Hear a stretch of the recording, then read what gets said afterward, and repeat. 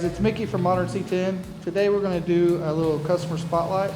This is a 69 Camaro for customer Derek Franklin. He originally brought me this car back in 2017-ish, wanting to get it finished up. They kind of got started on some of the fabrication and some of the body stuff, but when he brought it in, we found a lot of things that needed some attention. So we addressed the quarter panels and the rocker issues and some other things. And we got the car really close, got the bodywork finished up on it, got it painted, and then we did some assembly stuff, like we put the brakes in the front subframe under it. And then the customer took the car, he's gonna finish up a lot of stuff on it, so he took it back home. I think he put the engine and transmission in it, and maybe started doing some of the wiring stuff, and then found himself just too busy to work on the car. So he brought it back a little while ago, and we started making some headway on finishing it up. So I'm gonna go over some of the things that we did since he's brought it back. He purchased the headers, and then we went in and built the stainless exhaust from the headers back. The car already had an LSA, and we added all of the Wagner billet stuff, the Wagner accessory drive. He had a radiator and all this stuff here. We just pulled it all out, blacked out the inner fenders, put in some of these support braces, and recently we just built a cover for the core support here and built an air box. We're not quite done with this. We're gonna come in and add another tank over here for an engine vent, and probably the water pump for the intercooler. We'll probably route it over here.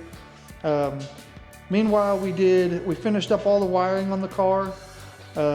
We mounted some seats in it. We put a column in it. We've got a new billet steering wheel. It's just not in there yet. So this is some of the wiring Sully did. He attached it all to a plate that's hidden underneath the console. And then we made the console where it detaches really quick in case you need to work on any of that stuff. But we just found it a lot easier to service rather than all that being crammed under the dash. We ended up putting Dakota digital gauges in it. We put a vintage air system in it.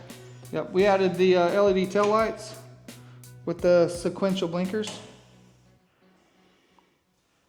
And then we realized that they didn't have a reverse light. So we found this online somewhere. We used it as a reverse light. I'll kick that on right quick.